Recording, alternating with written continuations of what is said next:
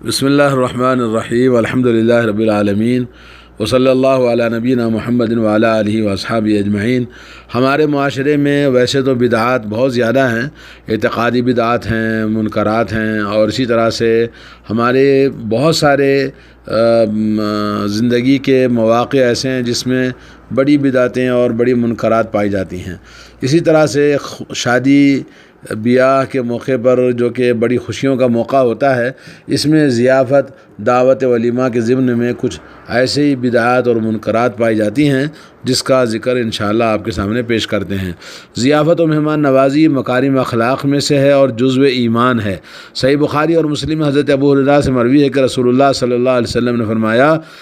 من کان یؤمن باللہ والیوم الآخر فلیکرم ضیفہ، جو شخص ایمان رکھتا ہو اللہ پر اور یوم آخرت پر، اسے چاہیے کہ اپنے مہمان کی عزت و خاطر تواضع کرے، خاطر مدارت کرے، اور جو شخص اللہ اور آخرت پر ایمان رکھتا ہو رشتہ داروں سے صلہ رحمی کرے۔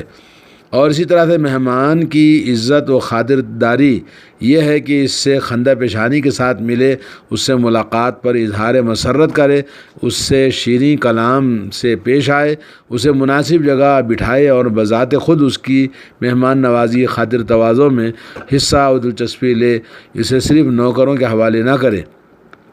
اور 3 دن تک اپنی استطاعت و گنجائش کے مطابق اس کی خورد و نوش کا انتظام کرے اور لطف و کرم کے ساتھ رخصت کرے۔ ابو شریح رضی اللہ تعالیٰ عنہ سے روایت ہے، فرماتے ہیں رسول اللہ صلی اللہ علیہ وسلم سے سنا ہے، آپ فرماتے تھے، جو شخص اللہ پر اور یوم آخرت پر ایمان رکھتا ہو اسے چاہیے کہ اپنے مہمان کا حق ضیافت ادا کرے۔ لوگوں نے کہا، اے اللہ کے رسول، حق ضیافت کیا ہے؟ فرمایا، ایک شب و روز کے کما حق ہو، اس کی خاطر تواضع اور اس کی خاطر مدارات کرنا، اور مدت ضیافت زیادہ سے زیادہ 3 دن ہے، اس سے زیادہ جو ہو اس پر وہ صدقہ ہے۔ یہ صحیح بخاری مسلم کی حدیث ہے۔ جی، سب سے پہلے مہمان نوازی سیدنا ابراہیم علیہ السلام کی، جیسا کہ جن کی کنیت ہی ابو الضیفان ہو گئی تھی۔ ابو الضیفان یعنی مہمان والے، ان کا روزانہ کا معمول تھا کہ جب کھانے کا وقت آتا اور کوئی مہمان موجود نہ ہوتا تو مہمان کی تلاش میں نکل جاتے اور بسا اوقات 1-2 میل تک چلے جاتے، اس امید سے کہ شاید ذرا آگے کوئی مہمان مل جائے اور اس کے ساتھ ہی کھانا تناول فرمائیں۔ ان کے اس شوق اور خلوص نیت کے سبب اللہ تعالیٰ نے یہ خواہش پوری کی، اور روزانہ کچھ نہ کچھ مہمان انہیں مل جاتے تھے۔ دوستو بھائیو، مہمان نوازی بڑی اچھی چیز ہے، اور اس میں تکلفات، جذبہ مہمان نوازی ایک مبارک جذبہ ہے، لیکن آج کل کے غیر ضروری تکلفات نے مہمان نوازی کو ایک بوجھ بنا دیا ہے۔ معاشرے میں بڑی مشکل ہو گئی ہے لوگوں کو، اور وہ تکلفات چونکہ رواج پا گئے ہیں، اس لیے میزبانوں کو چاروں ناچار ان کی رعایت کرنی پڑتی ہے، اور اس کی وجہ سے مہمان نوازی ایک بوجھ بن جاتی ہے، حالانکہ مہمان نوازی تعلقات کے استوار اور محبت و اخوت پیدا کرنے کا مؤثر اور بہترین ذریعہ ہے۔ مہمان نوازی میں ایک مشکل یہ ہے کہ آج کل جب کسی کو دعوت دی جاتی ہے تو دعوت میں جتنے مہمان ہیں سب آنے کا انتظار کیا جاتا ہے، تو اس میں کچھ لوگ جلد آ جاتے ہیں، کچھ لوگ دیر سے آتے ہیں، تو دیر سے آنے والے تمام وہ لوگ جو پہلے آ چکے ہیں ان کو تکلیف ہوتی ہے۔ تو اس طرح سے مہمان نوازی کرنے میں آدمی جو آ گئے ہیں ان کو وقت مناسب دیکھ کر ان کی مہمان نوازی کر دینی چاہیے۔ بعض لوگ عمدن اپنے وقت پر نہیں آتے ہیں، اپنی مرضی سے دیر سے آتے ہیں، تو اس سلسلے میں حضرت ابراہیم علیہ السلام کا جو اصول ہے، جیسا کہ قرآن میں اللہ نے فرمایا، فما لبث ان جاء بعجل حنیذ، کہ کچھ دیر نہیں کی، جیسے ہی مہمان آئے تو انہوں نے ایک بھنا ہوا بچڑا لا کے پیش کر دیا۔ فراغ الی اہلہ فجاء بعجل سمین، وہ بلا توقف فوراً گھر میں داخل ہوئے اور ایک موٹا تازہ بہترین بھنا ہوا بچڑا مہمانوں کے سامنے لا کے رکھ دیا۔ یعنی مہمان نوازی کرنے میں تاخیر نہیں کرنی چاہیے۔ جب کوئی گھر مہمان آئے بیٹھ کے انتظار کرتے ہیں کہ بھئی سب لوگ آئیں، وہ آئیں، فلاں آئیں، یہ چیز غلط ہے۔ علامہ حاتم اصم کا قول ہے کہ العجلۃ من الشیطان، جلد بازی کرنا شیطانی کام ہے، مگر 5 چیزیں اس سے مستثنیٰ ہیں۔ ان میں جلد بازی کرنا ہی رسول اللہ صلی اللہ علیہ وسلم کی سنت ہے۔ نمبر 1، مہمانوں کو کھانا کھلانے میں جلد بازی کرنا چاہیے۔ نمبر 2، میت کے تجہیز و تکفین میں، مرنے کے بعد میں کوئی آدمی مر جائے تو اس کو انتظار کرنا، بھئی فلاں آئے گا، جیسا کہ آخری دیدار کرانا ہے، فلاں بیٹی آئے گی، فلاں بیٹا آئے گا، تو انتظار کرنا غلط ہے۔ میت کی تجہیز و تکفین جلدی کرنی چاہیے۔ نمبر 3، کنواری لڑکی کی شادی کر دینا۔ جب لڑکی کنواری ہوگی، جوان ہوگی، تو اس کے بعد اس لڑکی کی شادی کرنے میں جلد بازی کرنا چاہیے۔ اور نمبر 4 ہے قرض چکانے میں جلدی کرنا چاہیے، اور ٹال مٹول کرنا اچھی بات نہیں ہے۔ اور نمبر 5 ہے گناہوں سے توبہ جلدی کرنا چاہیے، اور گناہ ہم کرنے کے بعد میں بعد میں کر لیں گے، اور بھی گناہ کر کے اس کے بعد توبہ کر لیں گے، اس طرح کی بات اللہ تعالیٰ نے قرآن مجید میں فرمایا، انما التوبة على الله للذين يعملون السوء بجهالة ثم يتوبون من قریب فاولئک یتوب اللہ علیہم وکان اللہ علیما حکیما۔ جو لوگ توبہ کرنے کے لیے گناہ کے بعد فوراً احساس ہوتا ہے اور ندامت گناہ سے فوراً توبہ کرتے ہیں، اللہ تعالیٰ ان کی توبہ قبول فرماتا ہے۔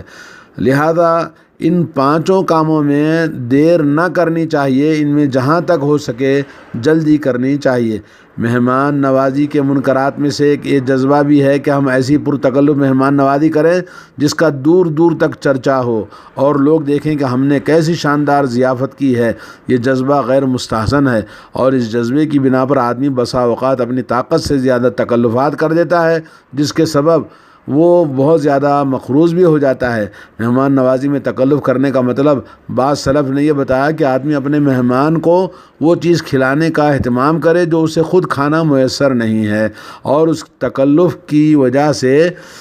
یعنی دریا دلی اور بڑی حیثیت ظاہر کرنا چاہتا ہے۔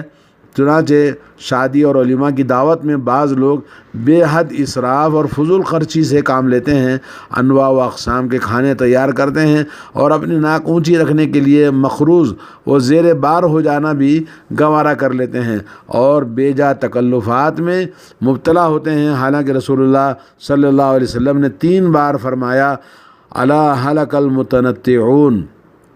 3 مرتبہ آپ نے فرمایا اپنی طاقت سے بڑھ کر تکلف کرنے والوں کے لیے ہلاکت ہے۔ 3 مرتبہ آپ نے یہ بات بتائی۔ حدیث میں آتا ہے کہ آپ صلی اللہ علیہ وسلم فرمایا، مہمان کے لیے تکلف نہ کرو جس کے نتیجے میں وہ محبوب کے بجائے مبغوض بن جائے اور وہ بوجھ محسوس ہونے لگے۔ تو اس طرح سے مہمان کو جلدی کرنا چاہیے، اور جو میسر ہو آسانی سے تکلف کے بغیر کرنا چاہیے مہمان نوازی۔ ایک اور حدیث میں ہے کہ آپ صلی اللہ علیہ وسلم نے حضرت عائشہ رضی اللہ تعالی عنہا سے فرمایا، اے عائشہ، مہمان کے لیے ملول خاطر کر دینے والا تکلف نہ کرنا، ایسے وہی کھلاؤ جو اللہ تبارک و تعالیٰ نے تمہیں میسر کیا ہے۔ امام طبرانی اور امام احمد نے روایت نقل کی ہے کہ حضرت سلمان فارسی کے پاس مہمان آئے ہوئے تھے، تو سلمان فارسی نے ان سے کہا، لولا انا نہینا عن التکلف لتکلفت لکم، اگر ہم تکلف کرنے سے روکے نہ گئے ہوتے تو آپ کو پر تکلف مہمان نوازی کرتا۔ اور فضول خرچی کرنا یہ اچھی بات نہیں ہے اسلام میں۔ حضرت فضیل ابن عیاض فرماتے ہیں، غیر ضروری تکلف قطع تعلق کا ذریعہ بن جاتا ہے۔ مثلا ایک شخص کسی کی دعوت کرتا ہے اور اس کی بڑی پرتکلف مہمان نوازی کرتا ہے، اور یہ پرتکلف مہمان نوازی اتنے مصارف کا سبب بن جاتی ہے کہ وہ بار بار اسے مدعو نہیں کر سکتا۔ نیز مہمان بھی اپنے میزبان کو اپنے یہاں مدعو کرنے سے اس بنا پر گھبراتا ہے کہ تکلف کا جواب ہمیں بھی اسی طرح تکلف کرنا ہوگا اور کافی زیر بار ہونا پڑے گا۔ اس طرح ایک بار ایک دوسرے کو مدعو کرنے میں لوگ بڑے پریشانی کا سامنا کرتے ہیں، ایک دوسرے کے یہاں جانے کا راستہ بند ہو جاتا ہے، اور یہ غیر ضروری تکلف قطع تعلق کا سبب بن جاتا ہے۔ اور یہ بھی اب دیکھا جاتا ہے کہ آدمی آج کل جو مہمان نوازی ہے کہ اس نے ہمیں دعوت دی ہے تو ہم اس کی دعوت کرنی ہے، بولے انہوں نے 2 مرتبہ دعوت کی ہے تو یار کیا سمجھیں گے، ہم کو بھی دعوت کرنی ہے۔ تو کھانا کھلانا اللہ کے لیے ہونا چاہیے، ثواب کے لیے ہونا چاہیے، کہ اطعام الطعام، کھانا کھلانے کی بڑی وصیت کی ہے نبی علیہ الصلوۃ والسلام نے۔ مہمان نوازی سیدھی سادی ہو اور بلا تکلف کے میزبان کو مہمان کے لیے جو کچھ بھی میسر ہو وہ پیش کریں اور اس کو مہمان حقیر نہ سمجھے۔ رسول اللہ صلی اللہ علیہ وسلم اور صحابہ کرام کے ولیموں کی دعوتیں تکلف سے پاک ہوتی تھی، اور چنانچہ حضرت انس رضی اللہ تعالیٰ عنہ کا بیان ہے، رسول اللہ صلی اللہ علیہ وسلم نے اپنی بیوی حضرت صفیہ کا ولیمہ کیا تو لوگوں کو صرف کھجور اور ستو کھلائے، اور حضرت انس فرماتے ہیں کہ رسول اللہ صلی اللہ علیہ وسلم نے حضرت زینب کی شادی کرنے کے بعد جو ولیمہ کیا وہ آپ کے سب کے ولیموں پر فائق تھا۔ اس ولیمے میں آپ نے ایک بکرا ذبح کیا تھا اور لوگوں کو گوشت کھلایا تھا، اور حضرت انس سے مروی ہے کہ رسول اللہ صلی اللہ علیہ وسلم نے حضرت عبد الرحمن بن عوف پر زرد کپڑے کا نشان پایا تو فرمایا یہ کیا ہے؟ عبد الرحمن نے کہا یہ گٹھلی سونا مہر کے عوض میں نے شادی کر لی ہے۔ تو آپ نے انہیں برکت کی دعا کی اور شادی کی مبارکباد دی اور فرمایا کہ ولیمہ کر ڈالو، گویا ایک بکرا ہی صحیح تو ولیمہ کرنے کا حکم دیا۔ تو اس طرح سے شادی کی مبارکباد دینا جائز ہے، اور ولیمہ بیوی سے خلوت ہونے کے بعد کرنا یا اس سے پہلے کرنا دونوں صورتیں جائز ہیں۔ لیکن ایک بدترین چیز جو شادی بیاہ کے موقع پر ہوتی ہے کہ نیوتا رکھنا، اور شادی میں آنے والا کوئی ہر آدمی ہر خاندان والے کچھ نہ کچھ گفٹ لانا ہے اور پیسے رکھنے ہیں، یہ بہت بدترین اور بھیک مانگنا ہے، اور شادی بیاہ پہ اس طرح سے بھیک مانگ کر لوگوں کو اس طرح ذلیل کرتے ہیں کہ شادی میں آنے سے لوگ جھجکتے ہیں۔ اگر 10 جگہ شادیاں ہیں ایک مہینے میں یا 5-6 جگہ شادیاں ہیں تو ایسا ہوتی ہیں شادیوں کے موسم میں، تو آدمی کہاں کہاں جا کے پیسے رکھے، اور یہ پیسے اس طرح سے رکھنے سے بلکہ ایک تجربہ میں نے دیکھا ہے کہ ایک آدمی میرے پاس آیا اور بولا کہ میں بہت پریشان ہوں۔ میں نے کہا کیا بات ہے؟ تو کہنے لگا کہ 1 مہینہ سے 2 مہینے ہو رہے ہیں میرے بیوی بچے بات نہیں کر رہے ہیں۔ بولے کیوں نہیں کر رہے ہیں؟ تو انہوں نے کہا کہ ان کی بیوی نے وہ نیوتا رکھنا تھا شادی میں جانے کے لیے، وہ باہر فارن میں رہتے تھے سعودی عرب میں، تو ان کے پاس بھیجنے کے لیے پیسے نہیں تھے، 3 مہینے سے کمپنی نے تنخواہ نہیں دیا تھا، تو بیوی نے انگوٹھی بیچ کر وہ نیوتا رکھ دیا جو شوہر کے رشتہ دار تھے شادی کے موقع پر۔ تو شوہر کو جب معلوم ہوا تو بڑا ناراض ہوئے، تو اس نے اپنے بھائی سے بولا کہ تیرے بہنوئی بڑے ناراض ہو رہے ہیں۔ تو اس کے بعد میں انہوں نے بہنوئی سے کہا کہ آپ بہن پہ کیوں آپ برس پڑ رہے ہیں، آپ کی رشتہ داری کے لیے انہوں نے یہ کام کیا۔ تو بڑے غصے میں بولا تو میرے اور میری بیوی کے بیچ میں بولنے والا کون ہوتا ہے؟ تو آخر میں اس نے بیوی کو طلاق دے دیا، جبکہ وہ بوڑھا آدمی تھا، بڑی عمر 50 سے اوپر تھی عمر، اور بچے سب جوان تھے۔ انہوں نے اسی نیوتے کی وجہ سے بیوی کو طلاق دے دی، اور یہاں سے وہاں تک گھر میں ہنگامہ، بوڑھا بوڑھی طلاق ہو گئی۔ تو ایسے نہ جانے کتنے واقعات ہوتے ہیں نیوتا رکھنے کے تعلق سے، اور شادی کرنے والے کو چاہیے کہ بھیک نہ مانگے۔ یہ بھکاریوں کا کام ہے کہ بھئی پیسے رکھو، کتنے پیسے دیے،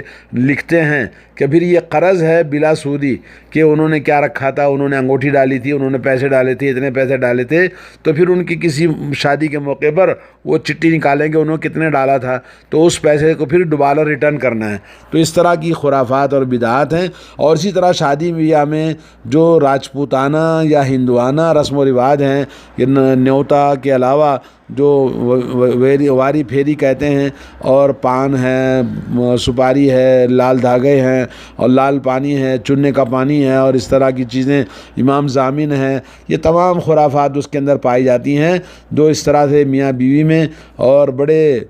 شرکیات اور بڑے خرافات والے کام کرتے ہیں۔ ایسے تمام چیزیں اسلام میں حرام ہیں، اور اسلام میں شادی بیاہ کے اندر صرف نکاح وہ سب سے بڑی چیز ہوتی ہے، اور نکاح کے بعد میں ولیمہ دولہے کی طرف سے ولیمہ کیا جاتا ہے، اور باقی جو چیزیں رسم و رواج خوشیوں کے نام سے کرتے ہیں، پھولوں کا ہار ڈالنا اور پھر دونوں دلہا دلہن کی رسم و رواج کرنا، تو یہ تمام رسوم کی مخالفت کرنا چاہیے۔ رسول اللہ صلی اللہ علیہ وسلم نے ہمیشہ غلط رسوم کی مخالفت کی ہے۔ آج شادیوں میں اتنے رسم و رواج ہو گئے ہیں کہ جس کی وجہ سے شادیاں مشکل ہو گئی ہیں، اور ایک خاندان والا چاہتا ہے کہ بھئی پورے رسم و رواج کے ساتھ کرے۔ عورتیں سب سے بڑی مصیبت ہیں جو جہالت کی وجہ سے بولے میرا ایک ہی بیٹا ہے، میری ایک ہی بیٹی ہے، تو پورے رسم و رواج کے ساتھ ہم کریں گے، اس طرح کی شرط لگاتے ہیں، جبکہ اسلام میں اللہ کو ناراض کرنے والے کام کرنے سے انہیں اللہ کا ڈر نہیں ہوتا۔ اور ایسی شادیاں جس میں غلط رسم و رواج کی جاتی ہیں وہ شادیاں برکت والی نہیں ہوتی ہیں، اور جس میں اللہ کو ناراض کیا جاتا ہے اور اللہ رب العالمین کی رضامندی کا خیال نہیں رکھا جاتا، تو ایسی شادیوں میں برکت کیسے ہوگی؟ تو اس طرح سے آدمی کو چاہیے کہ اپنی شادیوں کو کتاب اللہ، سنت رسول اللہ کے مطابق مختصر اور صحیح کی دین کے مطابق شادیاں کریں۔ شادیوں میں ابتدا سے لے کر، جیسے کہ آج کل مولوی جو کہ بناوٹی تکلف سے نکاح پڑھاتے ہیں اور غلط دعا کرتے ہیں نکاح پڑھانے والا، اللہم الف بین قلوبہم کما الفت بین آدم و حوا، یہ دعا بالکل غلط بات ہے، اس طرح کی دعا کرنا۔ اور اسی طرح سے نکاح کے بعد میں کوئی دعا نہیں ہے دعا کرنے کے لیے، بلکہ مبارکباد کی دعا ہے، وہ تو انفرادی طور پر ہر آدمی دعا دے گا، لیکن یہ دعا ہاتھ اٹھا کے جو دعا مانگتے ہیں بالکل بھونڈا اور غلط اور بدعت ہے۔ اور اسی طرح سے نکاح پڑھانے سے پہلے کلمے پڑھانا یہ بھی غلط ہے۔ اور جتنے بھی رسم و رواج ہیں یہ سب شادی کے اندر، اس کے اندر فساد اور اس کے اندر بہت سارے گناہ اور اس کے اندر شرک اور اس کے اندر بدعات اور اس کے اندر غلط چیزیں ہوتی ہیں۔ ایسی شادیوں سے پیدا ہونے والے بچے، وہ ظاہر بات ہے کیسے ان کے اندر نیک صالح بچے پیدا ہوں گے، کیسے شادیوں کے بعد جھگڑے نہیں ہوں گے، اور کیسے شادیوں کے بعد میں گھروں کے اندر ساس بہو کے جھگڑے ہیں تو میاں بیوی کے جھگڑے ہیں، اور طلاق کی نوبتیں کیوں نہیں ہوں گی؟ کیونکہ بنیادی انہوں نے غلط ڈالی ہے۔ تو اس طرح سے بہت ساری چیزوں سے آدمی کو پرہیز کرنا چاہیے۔ السلام علیکم ورحمۃ اللہ وبرکاتہ۔